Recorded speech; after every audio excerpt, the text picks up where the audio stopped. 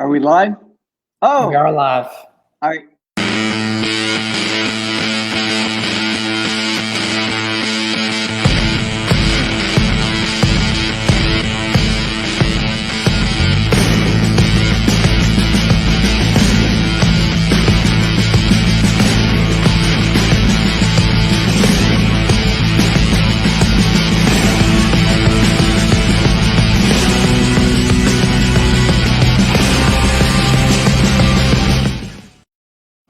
Wow. Welcome, I guess, to the second edition of the Friday Nooner, but that's the first with the world premiere of the intro. I've never seen that. Yes, well, I just tooled around and made that this morning about 30 minutes ago. And so it needs some work, but Right. I really wanted us to start off our show this week with a lot of excitement and momentum. And I think Right. that video helped. And I enjoyed you had a football player in there, but he was in one of those like anonymous uniforms for Yes. to Well, avoid any licensing it issues. is the world of stock videos and Yeah, that templates. is a classic stock right there. Okay, but yeah, so everyone, welcome to the Friday Nooner. I am Pete McIntyre, the managing editor of GrepBeat. With me, as always, Joe Colby, the godfather of Here I GrepBeat. am. Is that enough of a so every week, Friday at noon, as the name indicates, we talk about Yes. Triangle Tech and anything else for a half hour or 32 minutes. It depends. And what makes this great is the interaction from people like Christina. Oh, a loyal viewer. Yes, we love Christina. Christina's awesome. She thought that was intense. Yeah, Yes. you like her even more now that she liked her. So I'm going to be the chatter, and then you kind of like keep us going, so we make sure this is a Okay, somewhat that's why I productive. said I'm the play-by-play guy and you're the color guy, but that analogy, as all sports analogies, was pretty lost on you.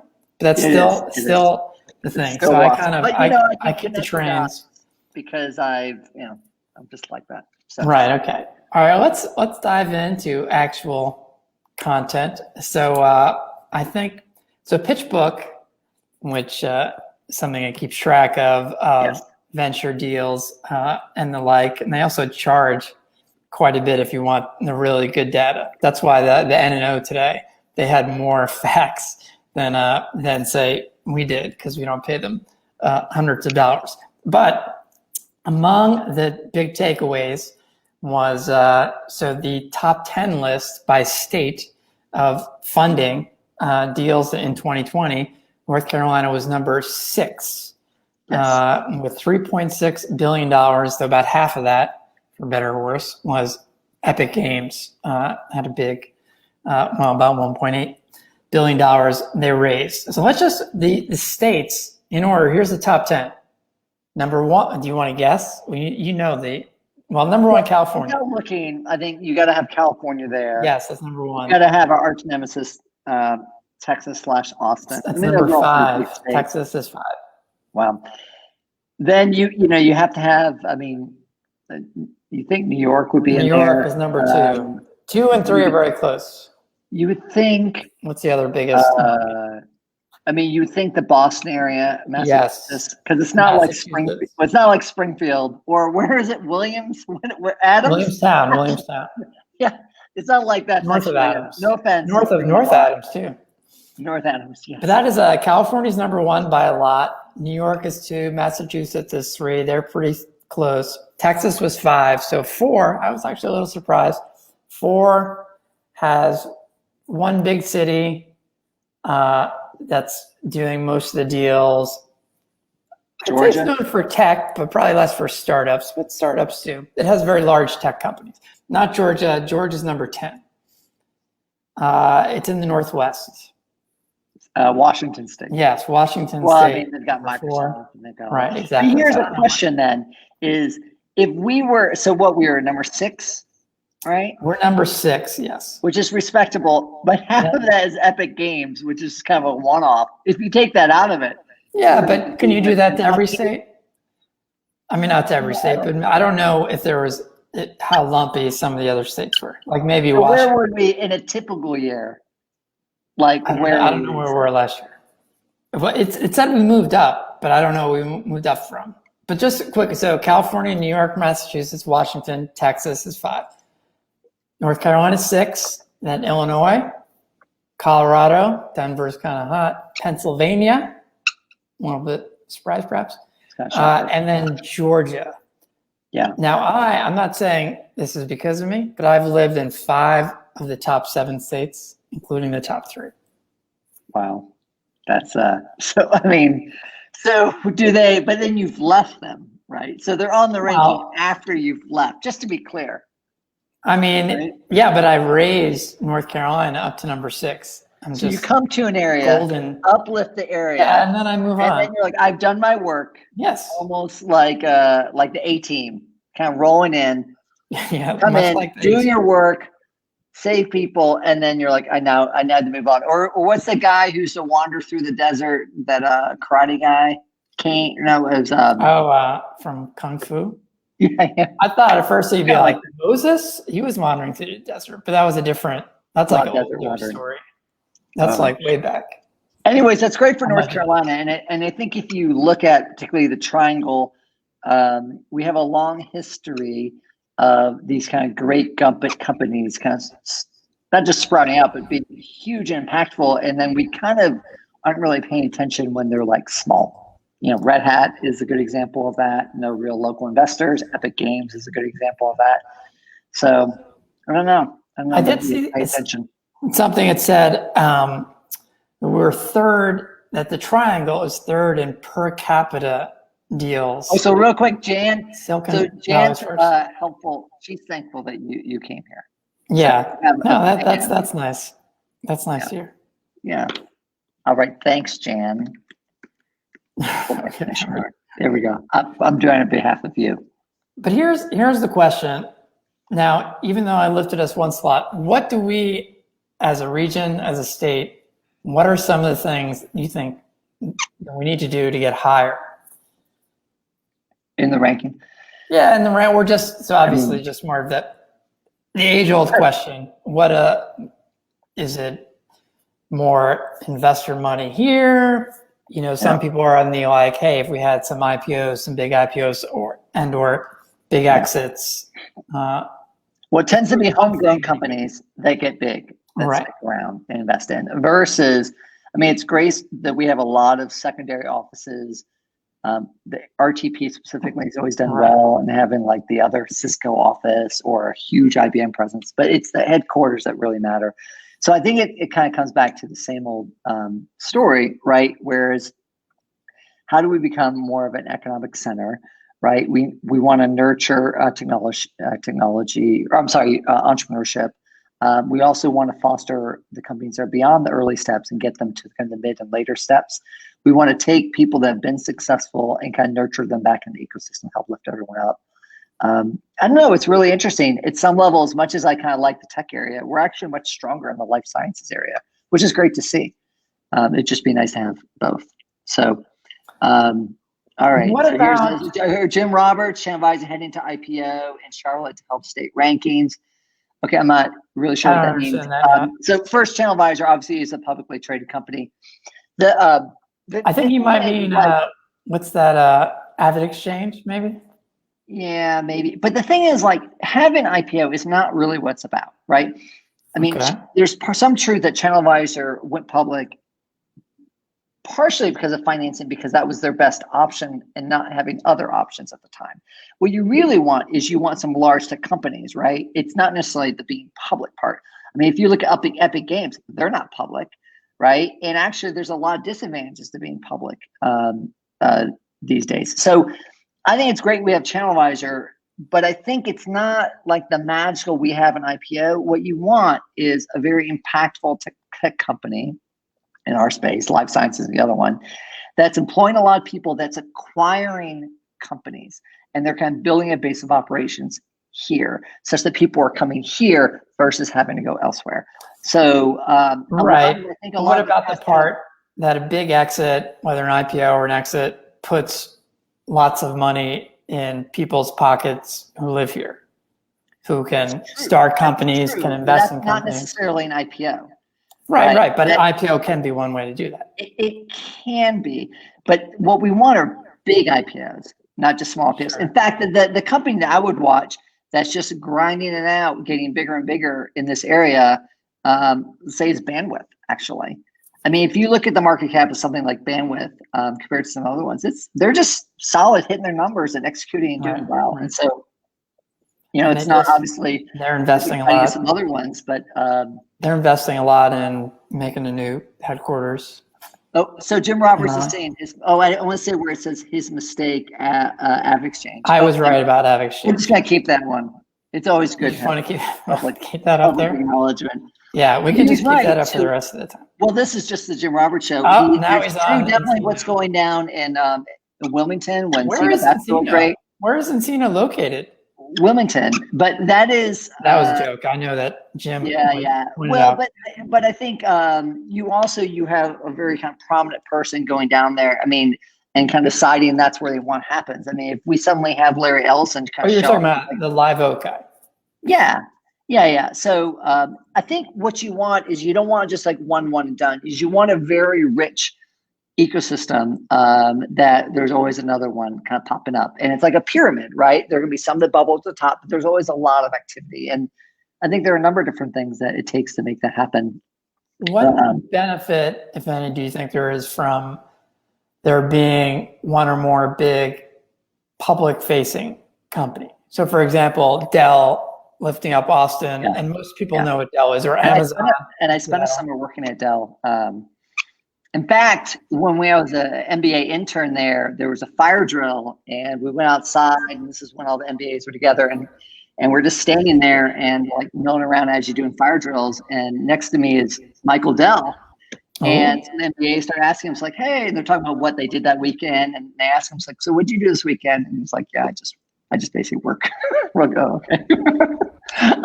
So let's, yeah, it definitely helps, right? And so I want to address a comment from Jan and then tie it back. Is the thing is, you need people to be recycled back into it. And the challenge is when you have places that are historically looking vacationing type places, if people are going there to semi-retire and do a business on the side, that's nice, but that's not really what gets done. You need people that are coming back into it, starting other companies, being advisors to other companies in a real kind of active way, not just kind of sailing off into the sunset. And sadly, in this area, I think it's changing. We've had, it's a great place to be. So we've had the role models be more about people checking out, and we need to have more people not checking out and contributing and being back into the game in a real way. So I think what helps, to your point, in terms of having these different companies. So when you're growing up, when you're building a company here, you have to hire people. And this area is absolutely wonderful in terms of like recent grads and young adults. And Wilmington's pretty good there actually too, I would say, with UNCW. But then you actually have to move beyond that, and you have to hire middle managers, which were pretty good, and then senior leadership. And so senior leadership, people who've had senior positions in different like companies, they come from other companies like that. And so you want to know that if you're moving here for a job and it doesn't work out, then you've got another place to go, right? And otherwise you're like, it's just too risky. Like if I were going to move to a random place in say West Virginia, I'd be really, as I was senior exec, I'd be really nervous about that, because if it doesn't work out, or maybe spouse, then I'm really stuck. So the more we have, the more we keep, the more we nurture, all the better. So look at this. So Jim Roberts, that's great. So he's talking about Encino's more than 500 UNCW. That's great. That's great. But if you're a senior exec, and it doesn't work out there, what do you do, right? Where do you go?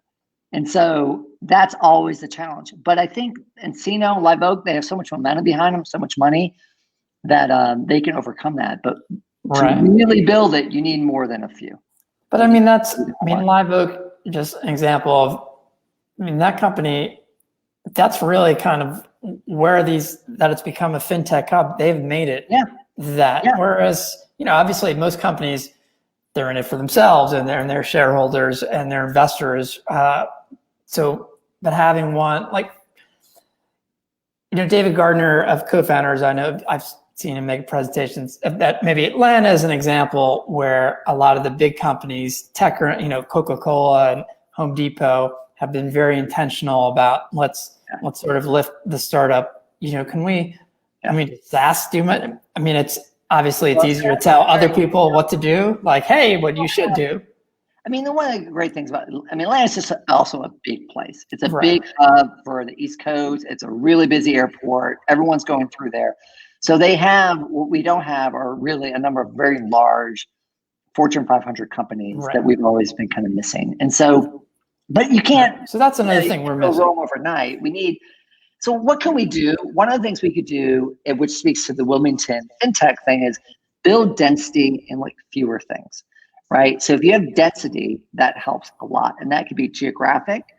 I think one of the things we try to do at GrepBeat is essentially virtual density. By aggregating all the activity that we have going on, it's much easier for people to see what the activity is in the tech community and how to make connections, including things like this. And so, and biotech might have a little more of that. Biotech has more. Yeah, there's just more. There's the big pharmas are still kind of here, maybe not as much as they used to be, but. Well, I haven't kept up with it lately, but Glaxo's kind of North American headquarters here. I mean, that's not small. I think they're also inherently tied to more of the research that comes out of universities, and so we have really great research universities here, and so that kind of helps a lot. Which speaks to, and not to kind of go a little tangent, is everyone's talking about. They last week were talking about Miami being this new hub and a number of prominent VCs. I think there's that one guy who keeps talking about the one guy who wants basically for tax reasons and because he likes the social scene at South Beach, basically. The challenges with Miami is they don't have the universities, right? And so if you look at these different hubs, at least in the tech and the life science area, there's typically some pretty strong research universities. I mean, look at obviously Boston's like a perfect example, the strongest example of that. Did you go to college outside Boston? Right? Just something like that. Yeah. Well, that's outside Boston. That's close. And then, Austin's another great example. So you're not impressed with the University of Miami, the University of South Florida? Well, I mean, it's good, but you just need more. Yes. You need more research, and they have a deep tradition, connection, obviously, with Latin America. They say Miami's the capital of Latin America, and sort of the tourism. But they're trying to build industries, which I think is great. That they don't historically have a lot of history, but then again, look Atlanta.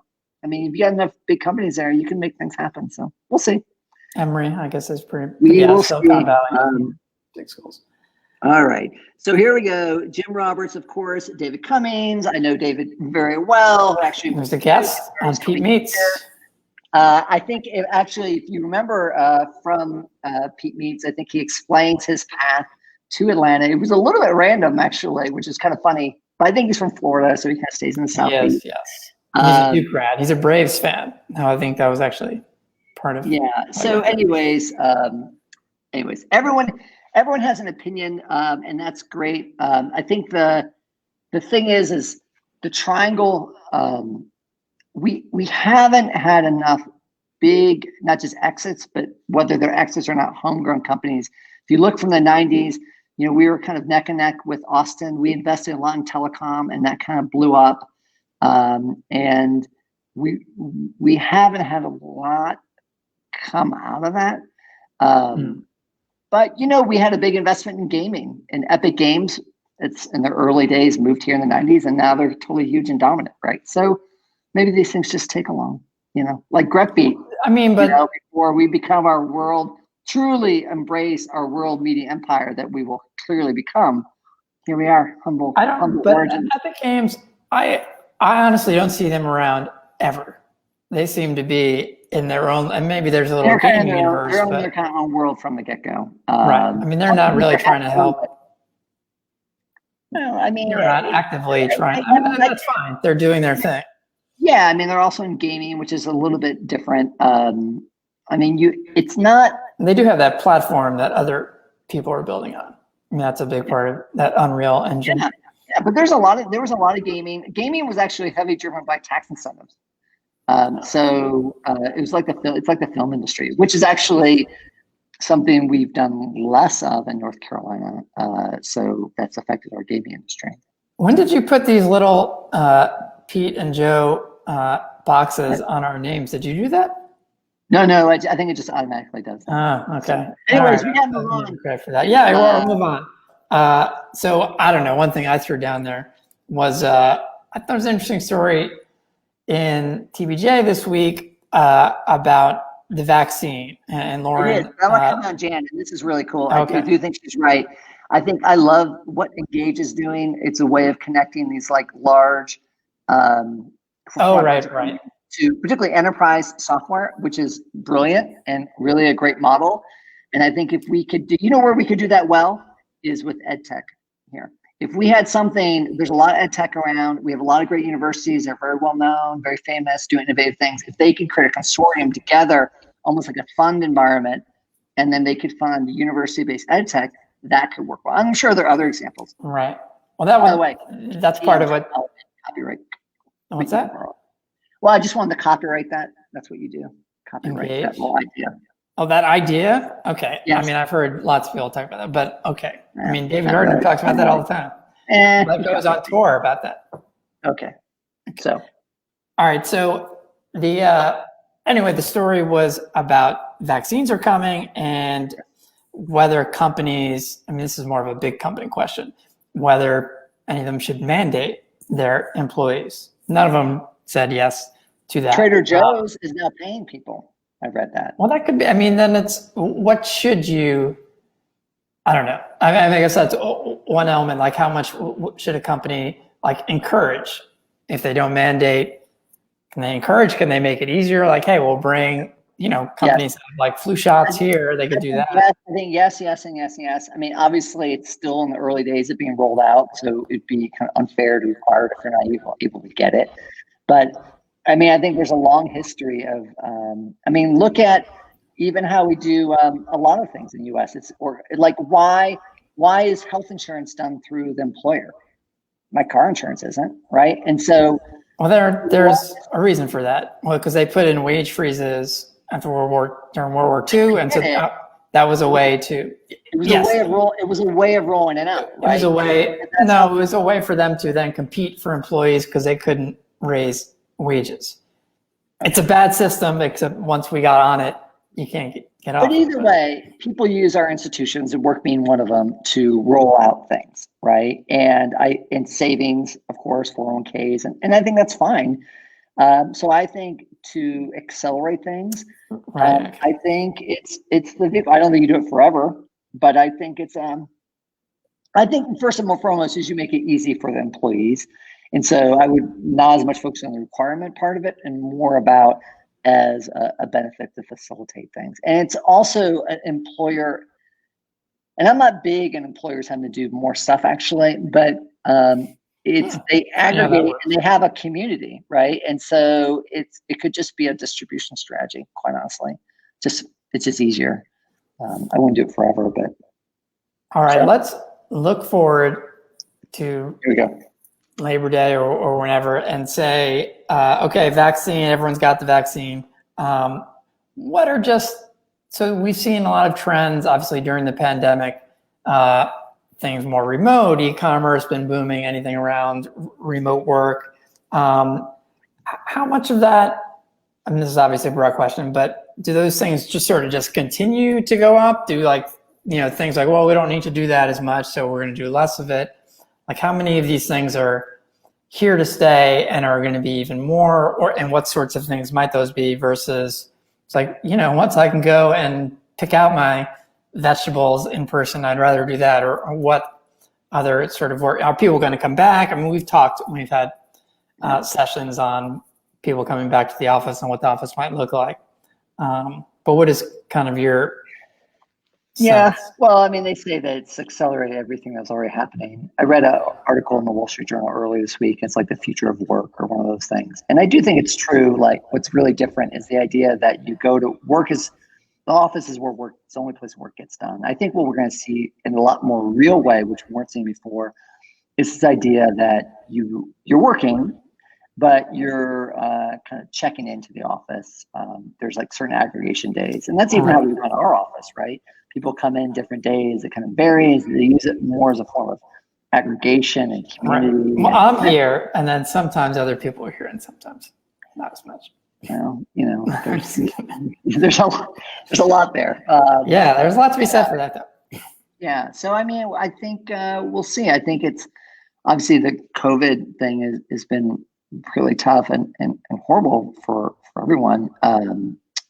But I do think it accelerates some of the resistance we had to changing how we work. And I think overall, at least for the knowledge worker, it provides a lot more flexibility, and I think that's a good thing. Right. I mean, even just as simple as like Zoom, before you'd send some people to Zoom like, oh, I've never actually done it. But like now everyone's done it all the time. I do think on sort of the adoption of things like that, like, well, now I've done it a lot. Now so many more people are comfortable with it, for better or worse, that those things are not going to. Yeah. I think so. And I think that's great. I mean, a certain position, professional position, you're just traveling all the time. And it's expensive. Business travel is really expensive.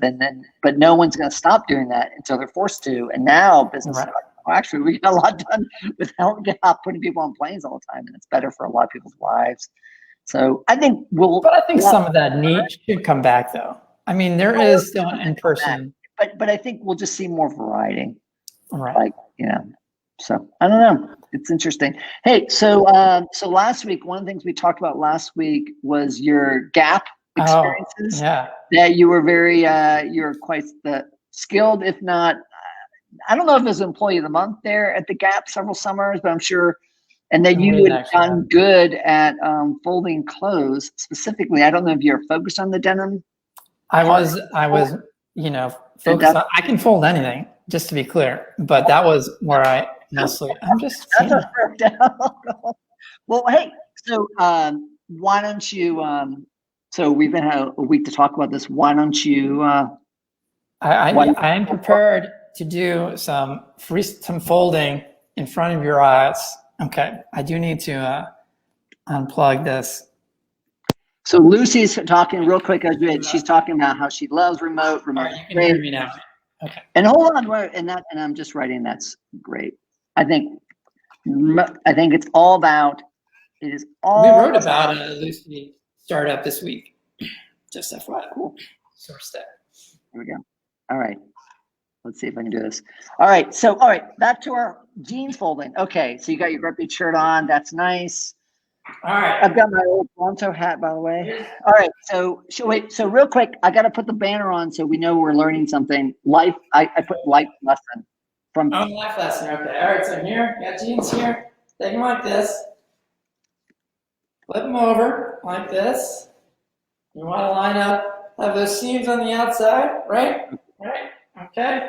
Here, put the chin. Put your fingers down here. And the tuck. Flip them here. We can't see all of it. You want to flip them such that the bottom of the legs are at the top of the pocket, right? Okay. Right. And then here, put them there. Boom. There. Oh my God. There you go. And I can stack them. See? Right. Again. Do it again. Boom. How many jeans did you bring? 2, because then the stacking is really an important part. Okay. Here. We can't see the stacking. I know. I'm gonna change the here.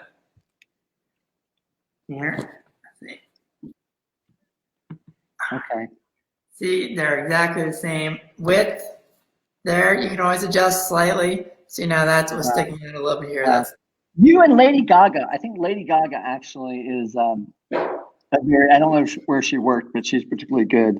Did you know that Lady Gaga was in High School Musicals at my high school? How would I know that? Well, no, I did not know that. I went to an all-guys school, and she went to a nearby all-girls school. And so for musicals and plays, we would have... Right. I mean, you guys didn't actually overlap, unless you're one of those people that hung around our high school like after the fact. We did not overlap. I was no longer in high school. I was well past high school. But that's nice of you to pretend that you thought we were in high school at the same time.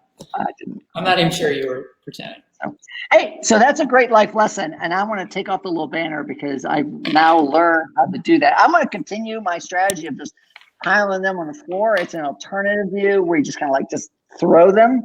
But I now know what to aspire to, which is good.